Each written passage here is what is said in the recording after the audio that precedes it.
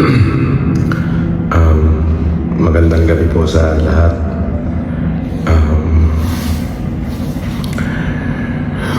Kalalaya ko lang po pansamantala.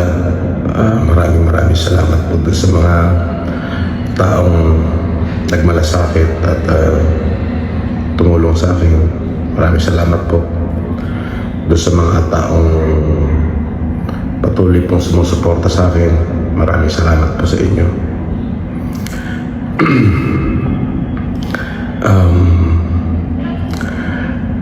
Medyo masakit lamang po yung pangyayari. Siyempre, sa parte ng aking mga anak ay talaga pong masakit nga naman po na sa ganong kababaw po lang na kaso ako po ay para pong nahatulan na isang kriminal. Ako po ay may pagkakamali, maaari, at tama naman po yung ginawa nila na ako ay hulihin, sapagkat yun naman po ay bahagi ng kanilang trabaho. Ngunit po yung ako naman po ay ipinahiya nila na para bagang tinalupan na ho nila ako ng buhay. Opo, ay sobrang sakit po.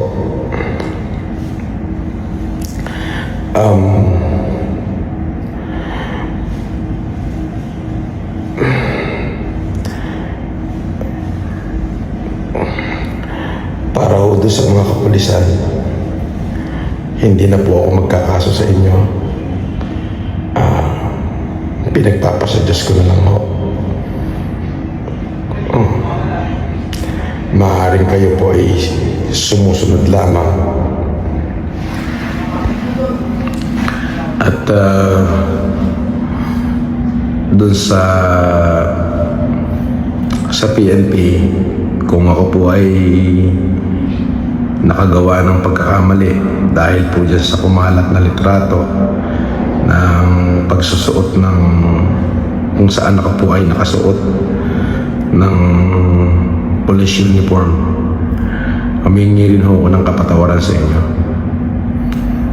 kung sa tingin niyo po ay kalabisan at kawalang paggalang yung aking nagawa.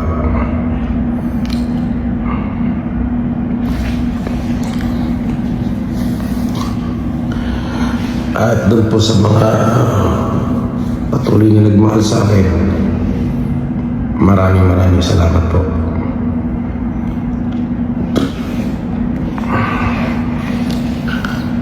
At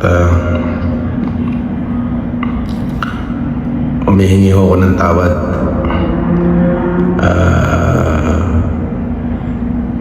sa mga taong na-offend ko. Mahirap pong isuko ang karapatan. Yung karapatang mabuhay. Yung karapatang tratuhin tama.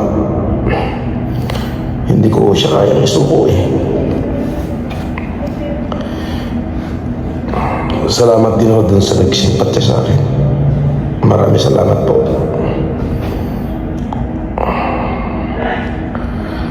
At ulitin ko po doon po sa mga miyembro ng kapulisan na naging kabahagi ho nung pagpapahiya ho sa akin. Hindi na po ako magsasampa ng demanda sa inyo. Pinatawad ko na ho kayo. At sa PNP po, kung kayo po ay sa tingin nyo nakalabisan ho yung aking ginawa doon sa nakumakalat na pagsusuot ko ng uniforme, patawarin nyo ho ako. Wala ho akong masamang intensyon doon. At kung ano man ho yung karampatan na kaso, o parusa na ipapataw niyo sa akin ay haharapin at tatanggapin ko po. Para sa mga supporter ko, maraming salamat po sa inyo sa pagmamahal na pinakita niyo sa akin.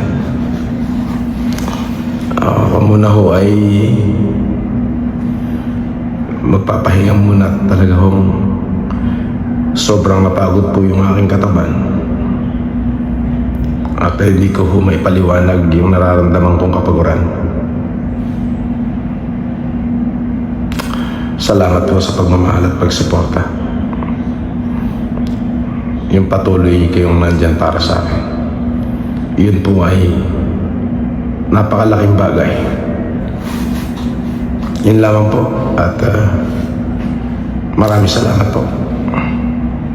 Magandang gabi po sa inyo.